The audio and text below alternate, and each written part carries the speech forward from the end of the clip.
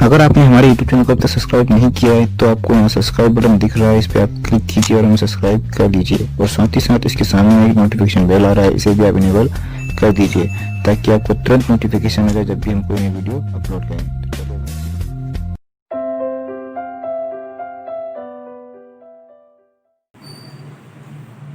Hello बच्चों, नमस्कार।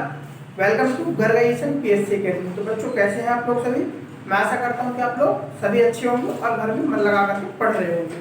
तो बच्चों आज की जो हमारी क्लास है वह एमपी पुलिस का जो एग्जाम है और एमपी पीएससी का जो एग्जाम है उसमें जो जीएस लेवल का क्वेश्चन आते हैं, जीएस फर्स्ट जो है उससे रिलेटेड हम यहाँ पर पढ़ाई करने वाले हैं। तो बच्चों जिन बच्चों ने भी एमपी कांस्टेबल का फॉर्म भरा हुआ है, ठीक है, या फिर एमपी पीएससी का फॉर्म भरा हुआ है या फिर उसकी प्रिपरेशन कर रहे हैं, तो उन बच्चों के लिए, इसके अलावा जो भी गवर्नमेंट जॉब की प्रिपरेशन कर रहे हैं उन सभी बच्चों के लिए यह वीडियो बहुत इंपॉर्टेंट है। ठीक है बच्चों, तो इस वीडियो में अंत तक हमारे साथ बने रहिए। चलते हैं वीडियो की तरफ। तो बच्चों आज का जो हमारा टॉपिक है, एक हम कोर टॉपिक, बहुत ही फ्रेश टॉपिक जो है शुरू करने जा रहे हैं। आज का जो हमारा टॉपिक है हिस्ट्री से रिलेटेड है। हमारी जो हिस्ट्री होती है तीन भागों में डिवाइड होती है, पहला एंशिएंट, दूसरा मिडिवल, तीसरा मॉडर्न। जो एंशिएंट पार्ट बच्चों हमने काफी पढ़ाया हुआ है, प्लेलिस्ट में आप जाकर देख सकते हैं। आज का जो शुरुआत करने वाले हैं वह मिडिवल की करने वाले हैं। मिडिवल हिस्ट्री जो है बच्चों कहाँ से स्टार्ट होती है उसका शुभारंभ हम कर रहे हैं, ठीक है बच्चों, और उसके बाद आती है मॉडर्न। तो आज का जो हमारा टॉपिक है वह है मिडिवल हिस्ट्री यानी मध्यकालीन भारत का इतिहास। तो उसके बारे में हम यहाँ पर अध्ययन करेंगे। तो बच्चों यदि हम मध्यकालीन भारत के इतिहास की बात करें, जब प्राचीन भारत का अंत होता है और मध्यकालीन भारत का शुभारंभ होता है, तो वहां पर जो बीच का जो सेक्शन होता है उन्हें कवर करना पड़ता है अपने को। मध्यकालीन भारत में जो स्टार्टिंग जहां से होती है, जैसे जैसे देखो एक बात याद रखना बच्चों, मध्यकालीन भारत के इतिहास जो है वह पूरी तरीके से मुस्लिम सत्ता पर आधारित है। मुस्लिम यानी कि मान लीजिए अरब के हो गए, ठीक है, तुर्क के हो गए, ईरान के हो गए, इन लोगों ने यहाँ पर अपने आक्रमण किया अपने देश में और यहाँ पर आकर के शासन करने लगे। तो इन लोग का जैसे आगमन होता है और यहाँ पर उनकी सत्ता का प्रसार होता है, तो उसी प्रकार से मुस्लिम सत्ता की भारत देश में शुरुआत होती है। तो मध्यकालीन भारत का शुभारंभ मुसलमानों के आने से ही होता है। तो अपन का जो कवर कर रहे हैं, सबसे पहले अपन मुस्लिम के बारे में देखते हैं, ठीक है, मुसलमान है क्या, जो मुसलमान का धर्म क्या होता है, कौन लोग मुसलमान होते हैं, इसके बारे में सबसे पहले डिटेल चर्चा करते हैं। तो बच्चों सबसे पहले अपन देखते हैं मध्यकालीन भारत में इस्लाम धर्म, ये इस्लाम धर्म है क्या। तो बच्चों सबसे पहले क्वेश्चन से यही समझ जाता है कि इस्लाम धर्म का जो उदय कहाँ पर हुआ। तो इसका उदय है बच्चों अरब देश में, ठीक है, भारत के जो पश्चिम, ठीक है, भारत के पश्चिम में स्थित है अरब, ठीक है। तो अरब देश में क्या हुआ है, इसका इस्लाम धर्म का उदय हुआ है। इसके जो अनुयायी हैं, इस्लाम धर्म को जो मानने वाले जो होते हैं वो क्या कहलाते हैं, मुसलमान कहलाते हैं, ठीक है। हिंदू धर्म को मानने वाले हिंदू कहलाते हैं, उसी प्रकार इस्लाम धर्म को मानने वाले क्या कहलाते हैं बच्चों, मुसलमान कहलाते हैं, ठीक है बच्चों। आज सबसे पहले अपन देखते हैं कि धर्म बना कैसे, पनपा कैसे, ठीक है, इन्होंने किसने इनका समर्थन किया, इसमें डीप चर्चा अपन करते हैं। तो सबसे पहले अपनी बात करेंगे बच्चों, इसके जो प्रवर्तक है वह है हमारे हजरत मोहम्मद साहब, ठीक है। इनका जो नाम पहले था मोहम्मद साहब था। पैगंबर की उपाधि इनको मिली थी जब 40 वर्ष की आयु में इनको ज्ञान प्राप्त हुआ था, तब इनको पैगंबर की उपाधि दी गई थी।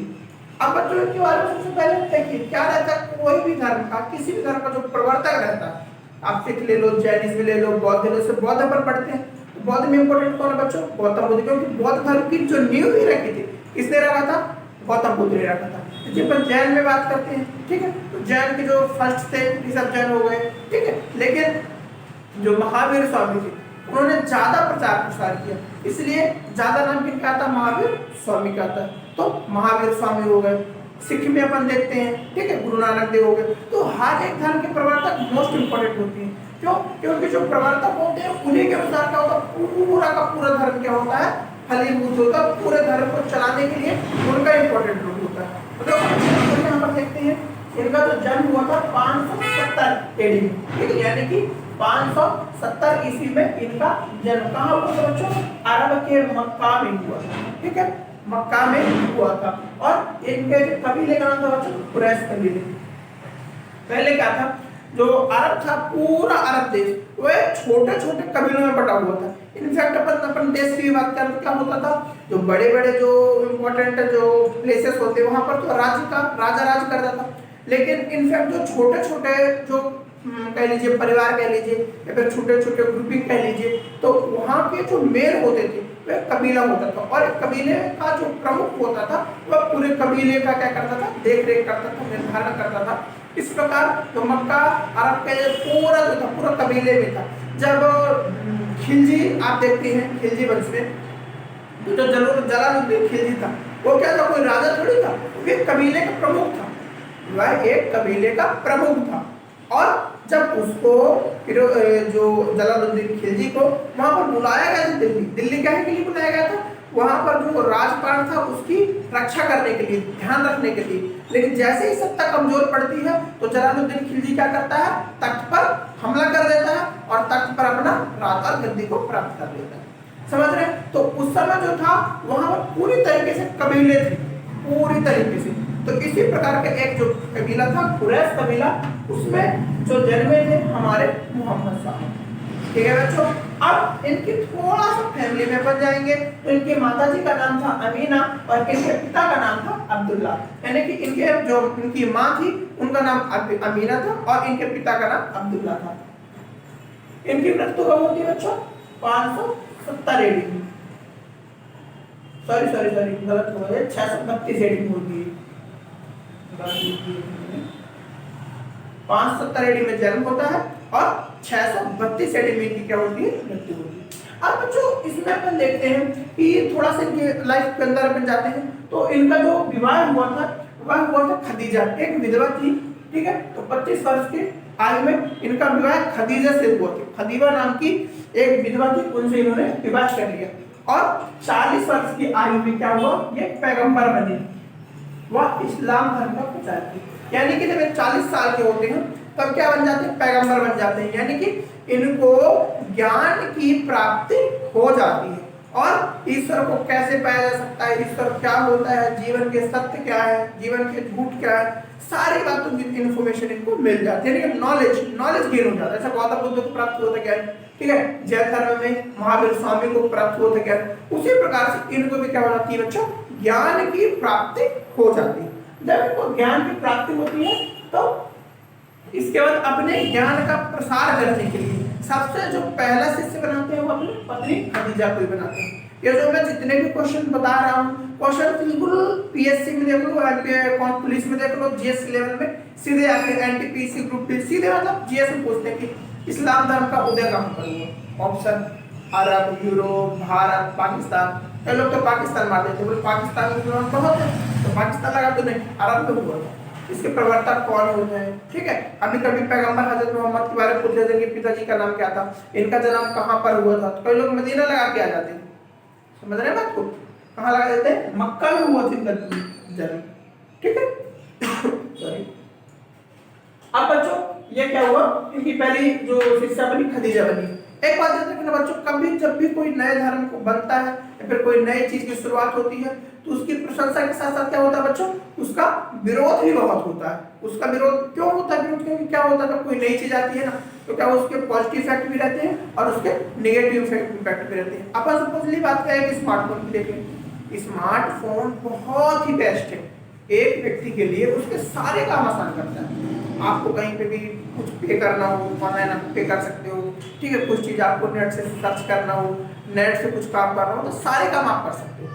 लेकिन उसके साइड इफेक्ट भी है। जब अपन बच्चों को देते हैं, अब ऑनलाइन की पढ़ाई कई बच्चे पढ़ नहीं पा रहे, छोटे छोटे बच्चे, बड़े बच्चे तो थोड़ा मेच्योर रहते हैं तो पढ़ाई उनकी हो जाती है। लेकिन जो छोटे बच्चे होते हैं, कहीं गेम खेल रहे हैं, कहीं मूवी देख रहे हैं, मतलब तुम्हारा क्या होता है, उसका जो यूज जो है सही से नहीं कर पाते। छोटे बच्चों की बात छोड़ो, बड़े बच्चे भी ढंग से नहीं कर पाते, ठीक है। तो मेरे कहने का मतलब ये है कि एक कोई भी विषय वस्तु होती है उसके positive impact and negative impact दोनों इम्पैक्ट जो है यहाँ पर आते हैं। तो यहाँ पर बात करते हैं बच्चों, जैसे मोहम्मद साहब ने इस्लाम धर्म का प्रचार किया और ठीक है, इस्लाम धर्म का अपने से जो अपना ज्ञान था, ज्ञान की प्राप्ति होने के बाद उसको प्रसारित करने लगे, नए नए लोगों तक क्या करें, भिजवाने लगे। तो उसके बाद उनका विरोध होने लगा। मोहम्मद साहब की शिक्षाओं को लेकर क्षेत्रीय लोगों से विवाद हो गया, ज्यादा तो नहीं, उनके जो आस पड़ोस वाले थे उन्हीं से उनका विवाद होने लगा। कई लोग उनके विरोध करने लगे कि अरे ये कैसा है, ये क्या होता है, ये कुछ नहीं है, ठीक है। क्योंकि देखो एक्चुअली होता क्या था, कबीले थे, ज्यादा पढ़े लिखे होते नहीं थे, इतना दिमाग होता नहीं था, तो उनको क्या मतलब था, उनको खाना, ठीक है, शिकार शिकार करना, ठीक है, शिकार करना, खाना पीना और सो जाना, इसके अलावा उनके पास कोई काम ही नहीं था। तो कोई नई प्रकार के धर्म होता है, ये होता है वो, तो इन लोगों को क्या सब फालतू लग रहा था, कुछ नहीं होता, धर्म वर्म कुछ नहीं होता, वो लोग ऐसा सोचने लगे, ठीक। अब ऐसे सोचते सोचते उनमें क्या हुआ, विवाद होने लगा। जैसे जैसे अपने ज्ञान की बातें बताते कई लोग उनको क्या परेशान करने लगे, ठीक है, उनको विवाद में क्या हुआ, उनका मन नहीं लगा, और उनके पास विवाद होने के पश्चात जब वहां पर उनका मन लगा नहीं, वो मक्का को छोड़कर मदीना चले गए। कहाँ चले गए, मक्का को छोड़ करके मदीना चले गए। अब मदीना में ही क्या करने लगे, अपना सब कुछ वहां पर ही अपना ज्ञान देने लगे और वहां पर अपना सब कुछ जमा लिया, ठीक है बच्चों। मक्का जो बहुत फेमस स्थान है, मक्का बहुत ही फेमस स्थान है, क्यों, क्योंकि मुसलमान जो होता है, मुसलमान को जो भी प्रत्येक, जैसे अपन क्या करते हैं सॉरी, हिंदू धर्म में 4 धाम की यात्रा फेमस मानी गई है। अपन यात्रा के लिए क्या करते हैं, तीर्थ यात्रा में 4 धाम जाते हैं, 4 धाम को यात्रा आप ये बनकर लिए, तो अपना हिंदुत्व का जीवन जो रहता है अपना बहुत ही अपना मान लो उद्धार हो जाता, मोक्ष की प्राप्ति हो जाती है। उसी प्रकार से मुसलमान धर्म में क्या, यदि एक मुसलमान को उनके जो कर्तव्य में आगे बढ़ाऊंगा, जो मुसलमान के कर्तव्य होते हैं उनमें एक मोस्ट इंपोर्टेंट कर्तव्य है कि एक मुसलमान को जीवन में कम से कम एक बार हज की यात्रा जरूर करना चाहिए। अब हज क्या है, तो हज मक्का ही है, एक बार मक्का की यात्रा करना है कि हज, ठीक, समझ में आ रहा है बच्चों। तो इस प्रकार से क्या हो, मदीना आ गए। अब एक क्वेश्चन इंपॉर्टेंट होता है कि हिजरी संवत, तो ये क्या हुआ बच्चों, 622 ईस्वी में, ये 622 ईस्वी में मक्का को छोड़कर मदीना आते हैं। जैसे ही मदीना आते हैं यहीं से एक संवत स्टार्ट होता है जिसको बोलते हैं हिजरी संवत। क्वेश्चन बहुत बार पूछता है हिजरी संवत की स्टार्ट कब हुआ, 622 ईस्वी में, 622 ईस्वी में हिजरी संवत की स्थापना हुई। तो क्वेश्चन बहुत बार आता है बच्चों, हिजरी संवत कब बना, तो 622 ईस्वी में बना, ये आप नोट कर लीजिएगा, इंपॉर्टेंट है बहुत। अब क्या हुआ, जैसे 622 हिजरी संवत बन गया, जैसे अपने में क्या होता है, अपने में संवत है विक्रम संवत अपन मानते हैं, ठीक है, शक संवत मानते हैं हिंदू में, तो उसी प्रकार मुसलमानों के संवत होते हैं हिजरी संवत। उनके जो कैलेंडर होते हैं उस हिसाब से, उनके इवेंट्स होते हैं, फेस्टिवल्स वगैरह जो होते हैं तो उसी हिसाब से चलते हैं। मुसलमानों के फेस्टिवल उसी हिजरी संवत के हिसाब से, ठीक है बच्चों। तो ये क्लियर हुआ कि जो पैगंबर हजरत मोहम्मद साहब कौन थे, कैसे उन्होंने इस्लाम धर्म की शुरुआत करी और कहां से कहां आए, कैसे उन्होंने संवत की शुरुआत करी।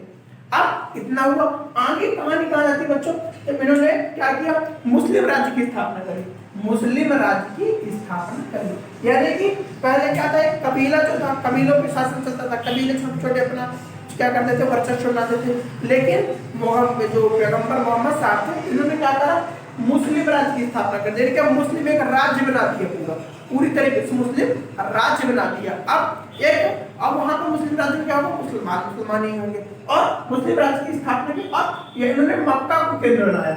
मक्का से मदीना आए थे ना, लेकिन मदीना पास ही में था, तो मक्का को सेंटर बनाया और वहीं पर शासन कर दिया, ठीक है बच्चों। अब क्वेश्चन एक बहुत बार आता है कि प्रथम मुस्लिम राज्य की स्थापना किसने करी, तो कई लोग लगा देते हैं अकबर ने करी, कई लोग लगा देते हैं कुतुबुद्दीन ऐबक ने करी, कई लोग लगा देते हैं इल्तुतमिश ने करी। तो उन्होंने क्या बच्चों, ये राज किए थे, लेकिन जो मुस्लिम राज बनाने का जो पहला श्रेय जाता है वह पैगंबर हजरत मोहम्मद साहब को जाता है। उन्होंने मुस्लिम राज्य बनाया, ठीक, उन्होंने ही मुस्लिम राज्य बनाया। इसके बाद बच्चों इन्होंने क्या किया, धर्म राज्य यानी खिलाफत की स्थापना करी। धर्म राज्य मतलब खिलाफत, यानी कि एक ऐसा राज्य जो धर्म के अनुसार चले, उसमें गलत को सजा दी जाए, अच्छे के साथ अच्छा किए जाए, ठीक, मतलब एक नियमों के हिसाब से। जैसे अपनी सरकार चलती है अभी, जो वर्तमान में जो आप जिस भी स्टेट से बिलोंग करते हैं उस स्टेट में एक गवर्नमेंट होती है, एक गवर्नमेंट के अकॉर्डिंग अपन को चलना पड़ता है। जैसे कि यदि आप कहीं चोरी करते हैं, ठीक है, या फिर कहीं किसी का मर्डर कर देते हैं, किसी को मारते हैं, पीटते हैं, तो क्या होता है, आपको सजा मिलती है, वहां का कानून आपको सजा देता है। लेकिन यदि आप कोई अच्छा काम करते हैं, ठीक है, कोई अच्छी कविता लिखते हैं, कोई किसी चीज में अच्छे नाम कमाते हैं, ठीक है, फर्स्ट डिवीजन आ जाते हैं, आईएएस बन जाते हैं, आईपीएस, तो वही सरकार आपका मान सम्मान करती है। उसी प्रकार से पैगंबर मोहम्मद साहब का जो उद्देश्य था, वह उनका उद्देश्य यह था कि ऐसा राज्य बनाया जाए जिस राज्य में बहुत ही अच्छे तरीके से लोगों को सुसज्जित ढंग से, सुशिक्षित तरीके से लोगों को वहां पर रखा जाए और बढ़िया तरीके से शासन किया। ठीक है बच्चों, तो उनका उद्देश्य ये है। तो यदि क्वेश्चन आता है कि धर्म राज्य के खिलाफ की स्थापना किसने करी, पैगंबर मोहम्मद साहब। अपन जब आधुनिक भारत मॉडर्न इंडिया में पढ़ते थे, खिलाफत आंदोलन पढ़ते हैं, तो खिलाफत किसी से था, जो असहयोग आंदोलन था 1920 वाला, और उसी समय खिलाफत आंदोलन हुआ था। तो खिलाफत मतलब जो धर्म राज्य चल रहा है उसके पक्ष में आंदोलन वो मुस्लिम कर रहे थे, और हिंदू लोग क्या कर रहे थे, हिंदू लोग असहयोग, यानी कि अब हम अंग्रेजों का किसी भी काम में सहयोग नहीं करेंगे, तो असहयोग आंदोलन कर रहे थे। तो इसी बीच गांधी जी ने बोला था कि हिंदू और मुस्लिम एकता का मंच पहली बार देखा गया है, जो कि आगे जाने वाली पीढ़ी में कभी भी नहीं देखा जा पाएगा, ऐसा गांधी जी ने कहा। ठीक है बच्चों, ऐसा किसने कहा था, गांधी जी ने कहा था, हिंदू और मुस्लिम की एकता के मंच वाली बात। तो वहां पर खिलाफत जो होता था, तो यही खिलाफत समझ में आ गया बच्चों। तो पहले क्या होता था, जो मुस्लिम राज्य था तो उनके केंद्र बनाकर शासन किया, वहां के प्रमुख को प्रमुख ही बोलते थे, ठीक। अब लेकिन जैसे हुआ, जैसे जो पैगंबर हजरत मोहम्मद साहब की मृत्यु होती है, उसके बाद जो धर्म राज्य, जो खिलाफत का जो प्रमुख होता था, उसको खलीफा बोलने लगे, खलीफा, ठीक है, खिलाफत का प्रमुख खलीफा।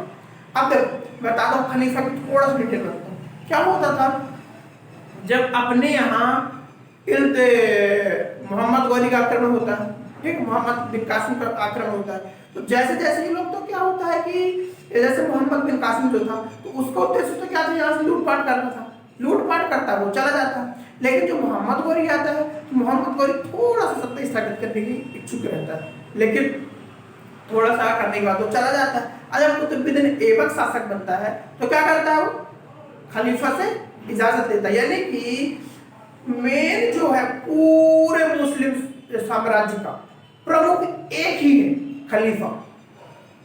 ठीक है, अब खलीफा के अंतर्गत जितने मुसलमान आते हैं, जिस जिस क्षेत्र में जाकर के शासन करते हैं, तो उसको शासन करने के लिए खलीफा से अनुमति लेना पड़ता है, यानी प्रमुख तो आप ही हो, समझ रहे बात को। पूरे मुस्लिम साम्राज्य के प्रमुख तो खलीफा ही है, लेकिन खलीफा से बोलते थे हमको छोटा सा भाग दे दीजिए और हमको अथॉरिटी दीजिए, ताकि हम इस पार्ट में जाकर के शासन कर सकें, ये होता था। ठीक है, इल्तुतमिश भी था, इल्तुतमिश क्या किया था, खलीफा से अनुमति लिया था। ठीक, तो इस प्रकार से अब देखो खलीफा से अनुमति लेने के लिए क्या होता था, ये लोग पे दास, जैसे इल्तुतमिश हो गया, ये सब दास थे, तो पहले दासता से मुक्ति लेते थे, फिर खलीफा बनते थे। अब एक जैसे हुआ बलबन जो था, उसको दासता से मुक्ति नहीं मिल पाई, तो उसने क्या किया, खलीफा से अनुमति नहीं ली, और वह स्वयं क्या देवी स्वरूप की स्थापना कर दी, बोल दी कि जो सुल्तान बनेगा तो वह देवी स्वरूप आता है, यानी कि देवी की सारी शक्ति उसको मिल जाती है, समझ रहे। तो खलीफा जो है बहुत ही फेमस रहा है, ठीक, पूरे मुस्लिम साम्राज्य में। तो यहाँ पर अपन देख लिए बच्चों।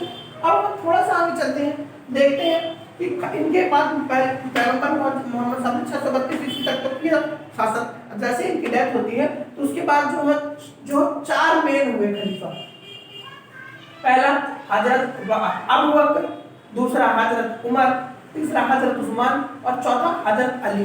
अब गाने में तो अली अली अली अली अली नहीं, गाने अली हजरत मोहम्मद साहब के क्या मतलब ऐसे गाने बनते हैं, इन्हीं के नाम पे बनते हैं। तो ये कौन है, खलीफा हुए सब दे। दूसरे खलीफा कौन से हुए, अबू बकर, तीसरे हजरत उमर, चौथा उस्मान, और चौथा अली, यानी 1 2 3 4।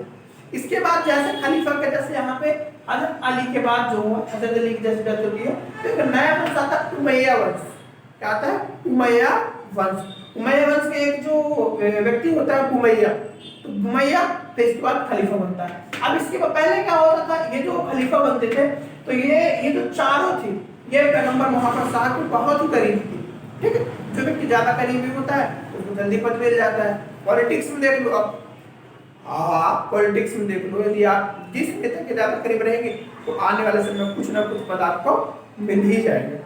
ठीक है। जैसे नरेंद्र मोदी साहब को देख लीजिए, बीजेपी में कब से जुड़े, तो अटल बिहारी वाजपेयी की सरकार थी तब से जुड़े हुए, आप जुड़े जुड़े जुड़े जुड़े आज देखिए हमारे देश के माननीय प्रधानमंत्री बन गए। उसी प्रकार बच्चों जैसे चारों थे, ये जो चारों थे ये क्या थे, ये चारों खलीफा थे और किसके संपर्क में थे, पैगंबर मोहम्मद साहब के संपर्क में। तो इनके बाद ये बने खलीफा, अबू बकर, फिर हजरत उमर, फिर हजरत उस्मान, फिर हजरत अली। जैसे इनकी डेथ होती है उस पर एक नया वंश आता है, उमैया वंश, और उमैया वंश का जो व्यक्ति एक होती है उमैया, तो पहली शासक बन जाती है। अब वो क्या करते हैं बच्चों, इसके बाद जो इसका जो खलीफा का जो पद होता है वो वंशानुगत हो जाता है, यानी कि एक व्यक्ति जो खलीफा बनेगा उसका बेटा खलीफा बनेगा, फिर उसका बेटा खलीफा बनेगा, फिर उसका बेटा, यानी कि क्या होता है, ये ऐसे एक क्रम चलने लगता है। ठीक है बच्चों। अब इसमें थोड़ा सा अपन ये देखते हैं कि इसकी शिक्षाएं क्या थी। ठीक है। ये जो इस्लाम धर्म उत्पन्न हुआ था इसमें इंपॉर्टेंट फैक्टर क्या क्या थे, यानी कि इसके जो मेन पॉइंट है उसको अपन देखते हैं। तो सबसे पहले बच्चों एकेश्वरवाद, जो इस्लाम धर्म था उसका जो मेन पर्पस था वो एकेश्वरवाद पे ज्यादा फोकस करता था, यानी कि अल्लाह एक है, ईश्वर एक है, उसी की हमको क्या करना चाहिए, इबादत करना चाहिए। ठीक। उनका जो तात्पर्य था अल्लाह एक है, ईश्वर एक है, उसी की हमको इबादत करना चाहिए। दूसरा इसमें जो एकेश्वरवाद मतलब जैसे हमारे में क्या होता है हिंदू धर्म में, हमारे यहाँ विष्णु जी भी हैं, शिव जी भी हैं, लक्ष्मी जी भी हैं, सरस्वती जी भी हैं। ठीक है। 33 करोड़ देवी देवता थे, लेकिन उनके में क्या है, एक ईश्वर है। सरगावी क्या बोलते हैं, सबका मालिक एक। पर दूसरा जो भाईचारा, यानी कि एक व्यक्ति जो है यदि कमजोर है आर्थिक रूप से, वह थोड़ा सा उसको प्रॉब्लम क्रिएट हो रही है तो उसका क्या साथ देना, भाईचारे की भावना, प्रत्येक मुसलमान में भाईचारे की भावना का विद्यमान हो। नेक्स्ट बच्चों मूर्ति पूजा। ये लोग क्या करते थे बच्चों, मूर्ति पूजा के बहुत विरोधी थे, यानी कि आप आज मस्जिद में जाएंगे तो आपको कुछ नहीं देखने को मिलेगा, उनका नाम लिखा रहता है अल्लाह का और उसी की पूजा करते हैं। मतलब इनको मतलब ये एक ब्रह्म है, निर्गुण निराकार, जिसका कोई आकार नहीं है, साकार नहीं है, और एक अनोखी शक्ति है जिसकी वो लोग पूजा करते हैं, यानी कि ये लोग मूर्ति पूजा के विरोधी थे। इसके बाद मुसलमान के कर्तव्य भी बताए गए, 5 प्रकार के कर्तव्य। ठीक है। जैसे ज़कात हो गया, कलमा हो गया, नमाज हो गया, हज यात्रा हो गया, रोजा हो गया, 5 प्रकार के मुसलमानों के कर्तव्य भी बताए गए। कर्तव्य की हम वीडियो सेपरेट बना देंगे, इसमें आपको क्या उसमें थोड़ा सा कुछ क्वेश्चन भी बन जाते हैं तो आपको क्लियर हो जाएगा। तो बच्चों आज हमने इस्लाम धर्म की नींव रखी, आज का जो हमारा टॉपिक था इस्लाम धर्म की नींव रखी। तो ये वीडियो आप एक बार नहीं आपको समझ रहा, 2 बार देखें, यदि आपकी ये वीडियो क्लियर होगा, ये वीडियो समझ में आ गया, तो जो मिडिवल हिस्ट्री है, मिडिवल हिस्ट्री का पूरा पार्ट जो है आपको क्लियर हो जाएगा।